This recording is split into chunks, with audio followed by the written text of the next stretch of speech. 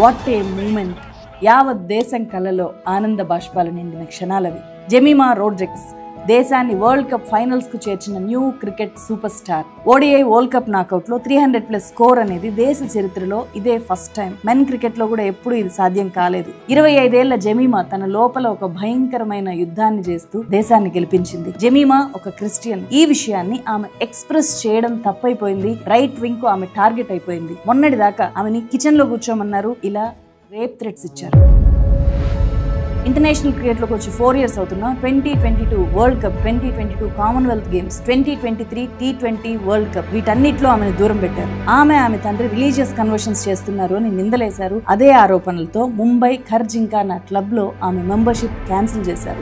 Last year I was dropped from this World Cup. తను conduct చేసింది prayer meetings మాత్రమే అని చెప్పి ఆమె తండ్రి స్టేట్మెంట్ ఇచ్చినా ఆమె మీద ట్రోల్స్ తగ్గలేదు. ఈ హెరాస్మెంట్ తట్టుకోలేక ఏకంగా తను ప్రాణంగా ప్రేమించే క్రికెట్ కే దూరం అవ్వాలనుకుందామా. ఫ్యామిలీ ఫ్రెండ్ సపోర్ట్ తో నిలబడింది. ఇప్పుడు దేశాన్ని నిలబెట్టింది. ఆమెను ఏ క్రిస్టియన్ ఐడెంటిటీ వల్ల ట్రోల్ చేశారో అదే ఐడెంటిటీని గెలిచిన తర్వాత ఎక్కడా దాచిపెట్టుకోకుండా ఓపెన్ గా చెప్పింది ఆమె. చూడండి ఏం చెప్పిందో. Firstly, I want to thank Jesus because I couldn't do this on my own. I know he carried me through today.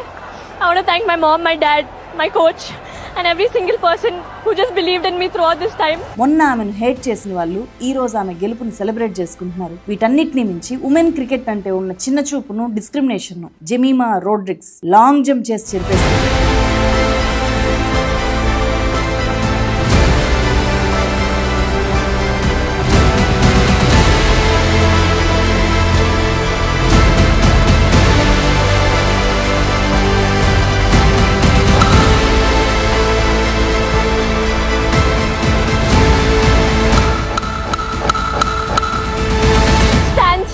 And God will fight for you, and that's what I did. I just stood there and he fought for me. Truly, what a victory kada. India's Jemimah Rodrigues.